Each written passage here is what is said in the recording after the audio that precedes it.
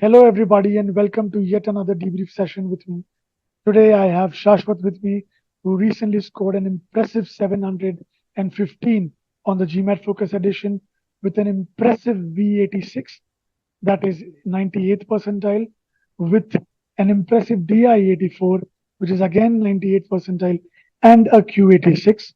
Shashwat is here to share his journey, the decisions that helped him, and to share all the ups and downs that he went through throughout this journey across multiple attempts that he undertook. Finally, he has come out with flying colors after scoring a 715 recently, which is why he is here. Thank you so much for doing this, Shashwat. Welcome to this interview session. How are you? Yeah, thanks, Dhruv. Thanks for giving me the opportunity. I am doing very well. And yeah, looking forward to this interview and sharing whatever I have to share that can be helpful for others. Thank you so much for doing this.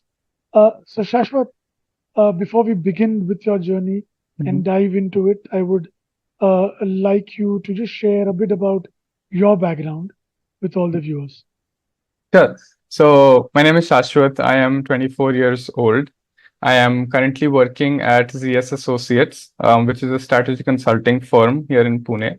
I've been working here for the last 3 years, and I'm currently at the role of a decision analyst associate consultant. I have a background in mechanical engineering. I did it from NIT Durgapur, graduated in 2021. Before that, I did my schooling from my hometown, which is Kolkata. Yeah, and I started my GMAT journey last year in around December. So since then, yeah, I've been focused on this, and I plan to do my MBAs starting next year. So, starting December is a long journey, right? Yes, 7 months. Yes. 7 months. Right, 7 months, you know, multiple attempts. Finally, the score that you always dreamt of. Yeah. Um, your first thoughts on, uh, when you saw the score pop up on the screen, what was going on? What was going through you? So I think uh, when I clicked the submit button for my DI section, which was my last section, I actually really just closed my eyes. I was like, I have done what I could. Whatever happens, I can't change it now. So we'll face it. And this attempt for me was very, very important, both mentally and in terms of my preparation, because um, so I was like, whatever happens, we'll figure it out. And then I opened my eyes and I just looked at the 99th percentile and 715. And I was so excited that I literally I was like, yes, I finally did it. And I clicked next. And the moment I clicked next, I realized, oh my God, I forgot to see my breakup score. Yeah, But I was like, it's okay, because I was really happy that I yeah, finally got to the score that I have been aiming for the last 8, 7 months. right. So it was really, really great. I'm sure. I'm sure. Uh, so, Shashwat, your first attempt Mhm. on the GMAT was a 635, Yeah.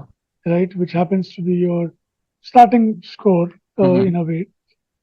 Help us understand, how did you prepare yourself for that first attempt, and what prompted you to look for a GMAT course, and then how did you land up here at e-GMAT?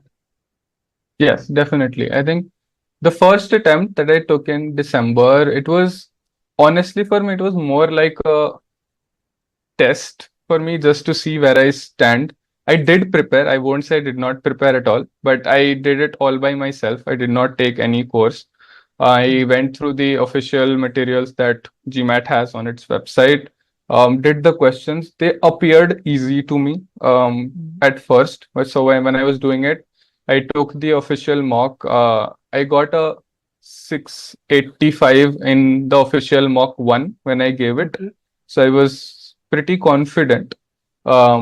But when I actually went for the exam on the exam day, and when I saw my score, I realized that lacked like a proper strategy, Okay. because the quant was, as I said, it was okay, made mistakes, but the verbal and the DI section, which are mainly the strategy sections where you have to have a proper strategy, I did not have Mhm. that. And just relying on like knowing concepts or being able to do questions wouldn't help me, Right. is what I realized. So for my second attempt, which was in April this year, I wanted to take some additional help. So I had taken like a different course, but it was not really a course. It was more like a mock test sort of a set, and it had videos along with it. So I had taken it. There was no like sort of guidance from anybody directly or no study plan as such. So it was up to me based on how I plan my studies. Right. And I did a lot of preparation. I had a good hold in terms of, I think I would say, what I was looking at as a target score. I set a target score of 695 for myself in the second attempt. Um, but on the exam, I scored a 655. And I really faltered on the verbal section Okay. because, and what I felt in on the exam day was my preparation for reading comprehension specifically was not Right. good enough.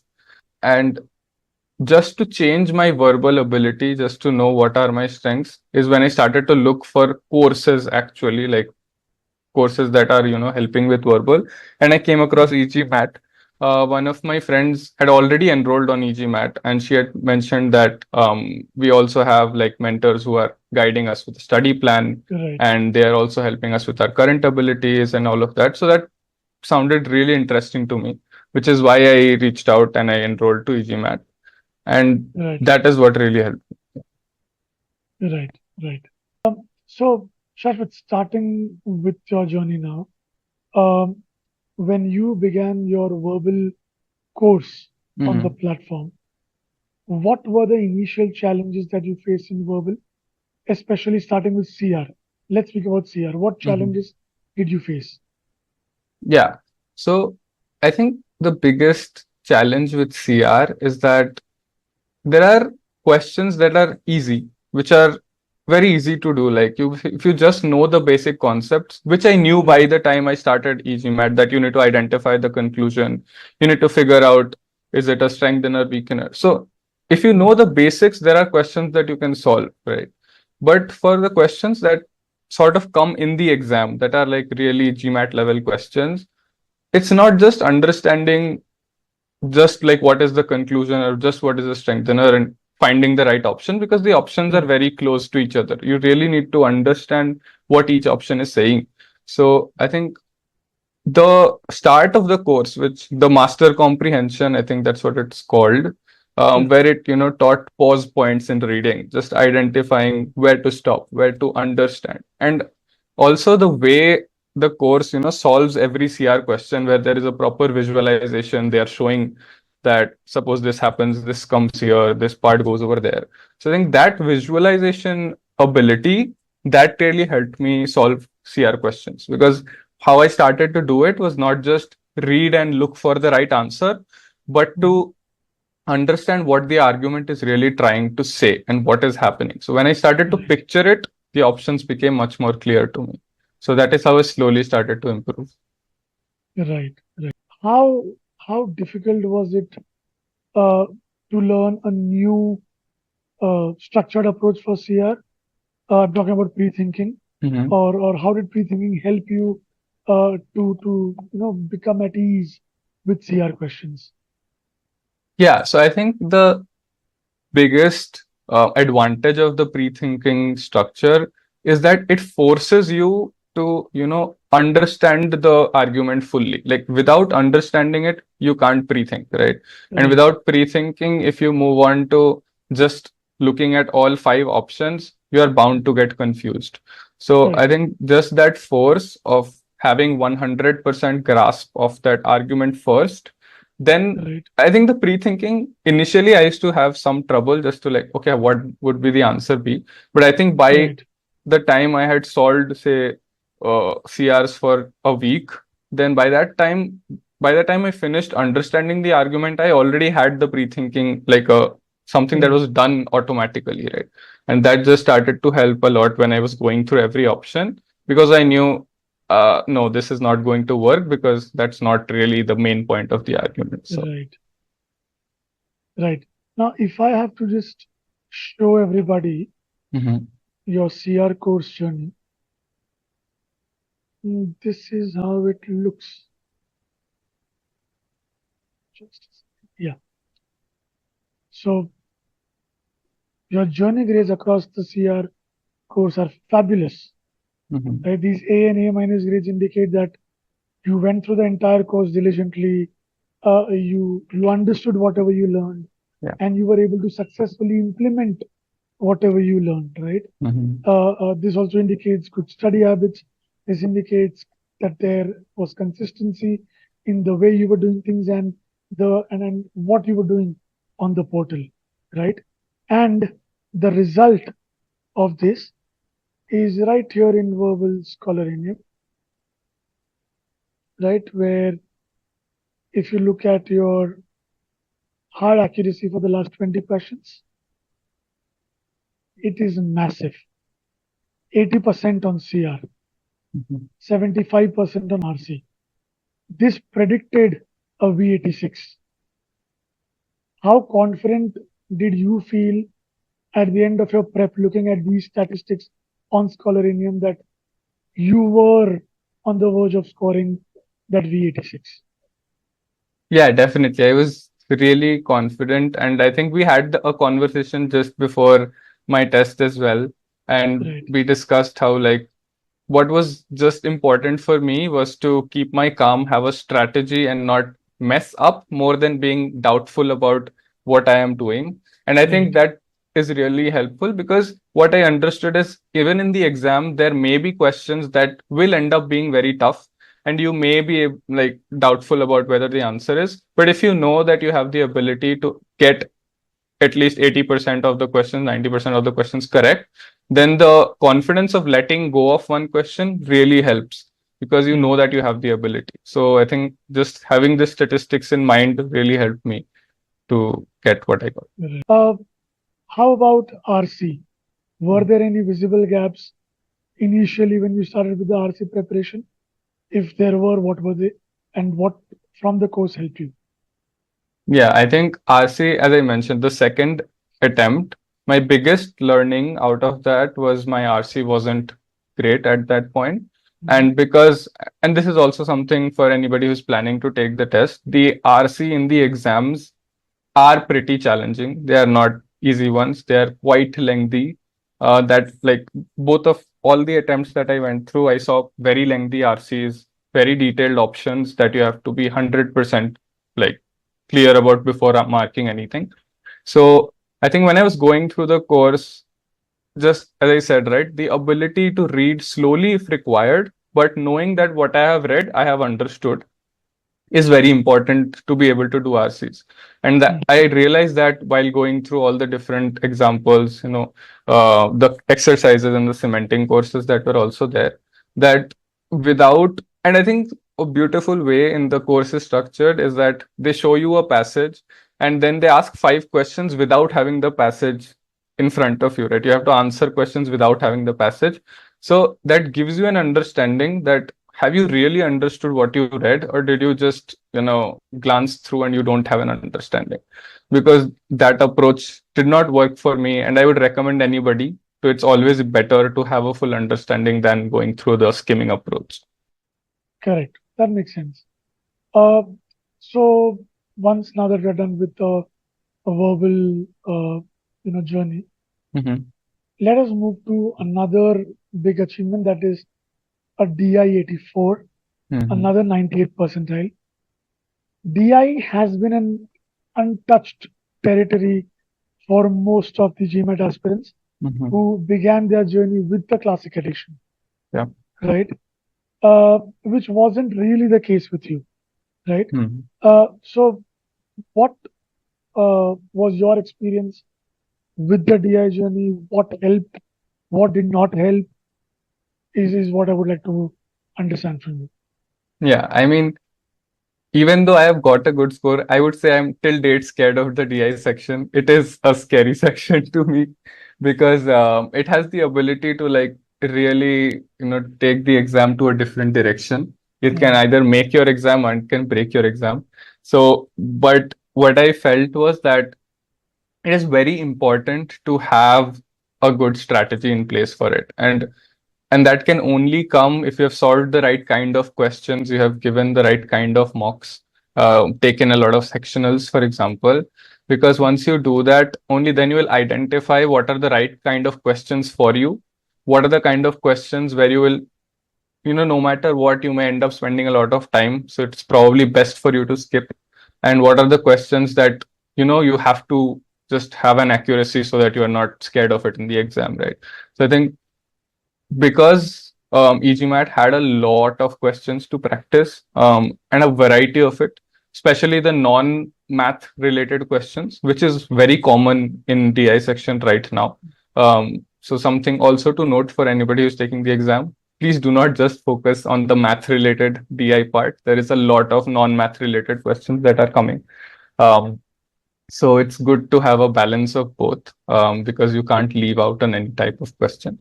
So yeah, because I got the chance to practice so many questions, I created a sort of mind map as to, like, if I see a question of this type, I will end up spending 3 minutes or 3.5 minutes on this.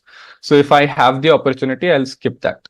And I took that, and I think that helped.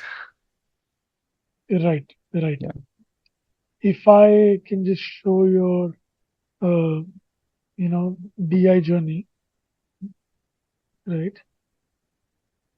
This is how your Scholaranium stats look like, right? And if we look at your heart cementing performance, it is always in the upward trend, right? If you look at this, then let us look at TPA. Again, you're not just meeting the threshold. Yeah. You've been going above those thresholds, right? These are those tall towers, which show that when you were taking these quizzes, because you had gone through the course so diligently, you look at these accuracies, they are phenomenal. If a person with these accuracies cannot get a DI 84, nobody can, right? So the reason why I'm trying to highlight this is because it is important to stay confident on the test day, especially when you have such stats, so that you can replicate exactly what you did here. Yeah. Right. And then when you look at GIT, again, apart from this one little dip, it is all above the threshold. So how would you describe the difficulty level of the DI questions on Scholaranium? Were they at par with the official GMAT? Did you find any resemblance? How was it? I think there is a lot of resemblance, and there is a very good level of similarity in terms of the difficulty, especially, like, for example, for GITA questions, for two-part analysis. All of these questions, whatever I solved is what I saw there. So there was no question that I looked at and I thought that this is the first time I'm seeing this kind of question, I won't be able to do it. So Right. obviously, I'm not saying that there will be 100% overlap. I mean, to be honest, there was, I think, one question that came, which was the 18th question, which was a very different sort of a question. I had not seen that kind, which is why I decided to skip it, because I knew that I had the confidence of doing the other questions. So I don't need to spend my time on a question that I don't know. So I think all of that helps. Right. I think we had discussed this over the call as well a day before your test, right? Yeah. About how to go about the DI section. Yes. So yeah, I mean, this is even my experience. A lot of successful students like you who've excelled on DI, they've always mentioned that DI is all about the balance between time management and accuracy. To know that this particular question will take a lot of my time, and to make that quick decision of making an answer choice and moving on to the next question, and then coming back if time allows, I think is the right way to go about the DI section. Absolutely, right? yes. Right. So again, congratulations on this DI 84. It's Yeah. a phenomenal score. Thank Right. you. If you just look at the score Q86, it would not really do justice to what you were actually capable of. and to what you are actually doing on the portal. Mhm. Because if I can just show your hard L20 stats on Quant Scholaranium, I think Q90 or a Q89 was there for the taking. What went wrong? I think so. The quant section has always been a mystery to me. Like even in my last exam, I had made like a single mistake. I got an 86, and this time also it was the same. I made a single mistake, and it was an 86. Um, but I think because this error was like the second question of my exam, maybe it took a bigger toll than all of that. So I can't complain about the algorithm at all. But Yeah, I think yeah, that question, when I was marking it, I sort of knew that this is not the correct answer because it was just the second question and it was a very lengthy sort of a word problem. And knew that I'm sort of getting stuck somewhere. And if I get stuck on this for 4 minutes, I will regret it later. So I just marked and moved on. I did come back to it in the review section and tried to solve it again, but I did not have that much of time to get an accurate change on it, so it was still incorrect.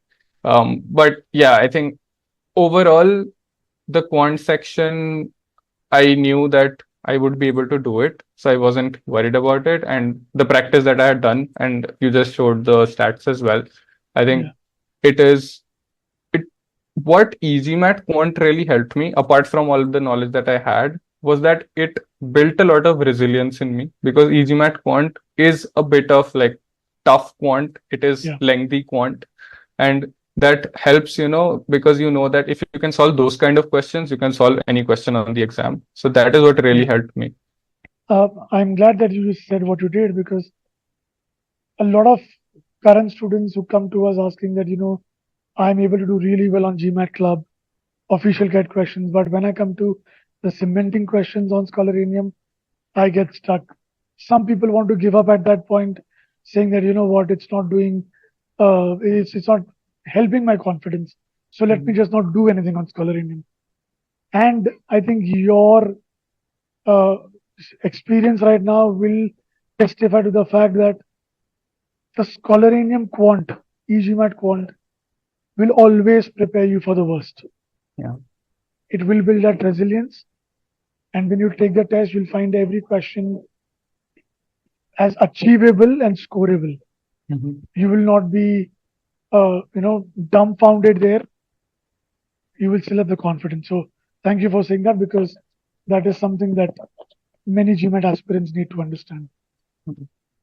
Right. So Shashwat, did you follow the quant verbal DI sequence? Yeah, in the exam, yes. What was the rationale behind the same? Yeah, so I never changed my sequence right from the start. I think the my mentality behind that is quant is always my strongest section, and I want to start with it to give myself a good confidence boost. Right. And it also gives my mind some time to warm up because the quant section is such that for me at least, I know that I'll have some time to spare at the end. So if there is a question which is taking me slightly longer, I don't need to panic. So that sort of confidence and the room for breather is something that I prefer. So I took quant first. The Mhm. reason that I have verbal after that is that by the time I'm done with quant, my instincts are back. I know what to do. And verbal is Yeah. such a section that you just don't have time. You have to be on top of your mind right from the first question. And so it's like quant then verbal. And I know that verbal is a question that either you'll do great or you'll not do great, but you won't really Yeah. know if you did great or not as Yeah. long as you see the results, right? So True. it is a section that I can do. And then I always used to take my 10-minute break that is allowed. So after verbal, I took my break. I used to get freshened up, have a snack, and then it was like the next section is my DI section, which I am scared of, but I can take it because it's the last 45 minutes of my exam. And the reason I did not want to move DI anywhere ahead is because for me, I had the highest chance of faltering on DI, and I did not want that faltering to affect any other section. So it was Right. like, I'll take it at the end, no matter what, I'll do what I can, and I won't allow any section to impact my scores of another section. that was my idea. Yeah. Again, this is going to be really helpful to a lot of people who are confused right now about what sequence should they follow. Let's get to the mock journey, Mhm. right? How many mocks did you take, and what kind of scores were you getting there? Yeah, so my mock journey was a bit of a roller coaster slightly. I took the 5 sigma mocks that are there on the e-GMAT portal, and I took official mocks 1, 2, 5, and 6. I did not take 3 and 4 because I had taken them earlier. Mhm. So I decided not to take them this time. So I started with Sigma Mock 2, which was after my preparation. The mock 1 that I had given was prior to my preparation. Uh, Right. my score on mock 2 was not great. I scored a 635 on Mm. the Sigma mock, and it was because the quant section didn't go well. I found it a bit tough based on like my previous experience. My verbal score was also, I don't think, that great. I remember around an 80 or an 81 probably on Sigma mock 2. Um, and that hit me that, okay, I need to start getting serious about things. It's not just about getting the courses done, it's also about having a test day strategy. So I sort of prepared, created a few strategies, timing strategies as to like for every section I created at like what point of time do I want to be at which question. And if I'm not at that question, then I need to plan how I maybe skip a question or do something so that I'm back on track. So all of those strategies, once I had in place, I took official mock 1. I scored a 735 on that. I was happy, but I was not satisfied because I was like, maybe this was too easy. And that is what I have to go back to. Yeah. Um, then I took Sigma Mock 2, uh, which is Sigma Mock 3, sorry, which was again a not a great score because 625? yeah, it was a 625, which is my lowest mock score of this Mm. journey. And that was because I think I messed up quant again, big time on that exam. Uh, the DI score was okay. The verbal was slightly better. It was, I think, an 81 or 82, but not good. Both of those tests, Sigma 2 and Sigma 3, they were, I think, the toughest mocks that I have given in this journey, which really helped me prepare and understand that there is still a lot to do apart from just having concepts in hand. So I practiced a lot.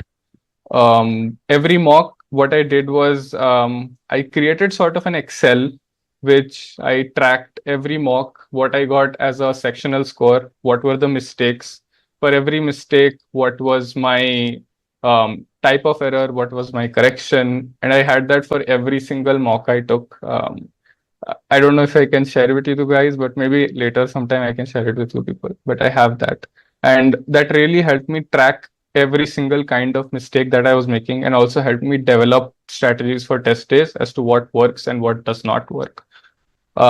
So that is really helpful and I would encourage everybody to do that. And then I took official mock 2 and I got a 735 again, which was again good, but I was again not satisfied because I was not doing good on Sigma mocks. Yeah.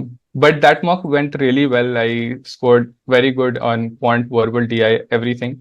But I was confident that, okay, maybe it's something that right now I'm doing well on the official mocks. Maybe I'm not doing well on Sigma mocks because either I'm not careful or I'm taking it like too lightly. So the next mock I gave, Sigma Mock 4, I took it quite seriously. I did it well. I got a 675, which was not a great score in that way, but I was happy with myself because I got a Yeah. good score in verbal and DI. The quant score was slightly lower, but as I said, e-GMAT quant is tough, so it's not that you will find it easy. And so that's why I scored a 675. But I was finally starting to build that confidence that okay, I'm moving towards my target score. After which I took mock 5 and official mock 5. I again scored a 735, which was a good moment for me because finally I was starting to feel that okay, now I'm doing what I need to Consistently. do. Consistent, I'm getting good Yeah. scores, so which was really good. And then I took Sigma Mock 5. the final e-GMAT mock. I scored a 745 on that, which was my highest mock score. And that mock was really, really like well planned. I took the time out. I realized what to do, what not to do, and I think that worked on that mock. I was really happy to see my verbal score specifically because it was an 89. And I like, and I was confident of every answer I was marking. It was not that I did that through luck or I knew that I don't know what I'm marking, but every single question that I was marking, I knew this is something that was correct. That really helped. And the final mock that I gave was official mock 6, which was 2 days before the exam. I got a 695. It was a slight fall from my average scores of like what I was getting, 735s, but I was still confident. It was a very good mock. It was a tough mock. I felt that it was like tough questions that I was facing, and I was happy to get that. And I did not give any mock on the last day. Please don't give mocks on the last day, whoever is planning to take your tests. But yeah, but keep very good track of the exams that you're taking, every mock that you're giving, and why your scores are varying if they are. So if you have a track of that, you will be able to beat it. Right, right. So again, congratulations on this fantastic score. Thank you. You thoroughly deserved it. Since we are coming to the end of this debrief session, is there anything that you would like to share with the GMAT aspirants? Any advice, any suggestions? Yeah, definitely. I mean, in terms of what I can only share what I have learned, and what I have learned is that if you have trust in your abilities, if you know that you're capable of something, do not, just like give up on it. If you are feeling that you're not getting the right score at the right time, reach out to people, take the right courses, as I mentioned, like find courses that you think are tailored for you. Have a good study plan. And if you have that, you can achieve that score. I mean, honestly, after my second attempt of 655, I was not confident that I can get what I was aiming for. I was almost ready to settle for my score and start applying. But when I found this course, I took a chance. I was not 100% sure that it would help. But once I did, once I created a routine for myself that no, I will rigorously follow the pattern that is there. It really turned out well. So for all of you, just be consistent, create a plan. A lot of you are working. When I was working, it was very difficult for me to be very, sincere with my routine. But if you commit for 2 months or even just 2.5 months, that can really create that jump on a score that you are looking for. So yeah, that's what I would like. All right. Thank you for sharing your experience with all of us, Shashwat. Thank you so much. It was a pleasure to have been a part of your journey on behalf of e-GMAT, right? Yeah. And we wish you all the best for the next steps. Please keep us posted Yes. so that we can celebrate more victories with you. Thank you so much. It's been great talking to you. Thank you, e-GMAT. Same here. Thank you. Thank you.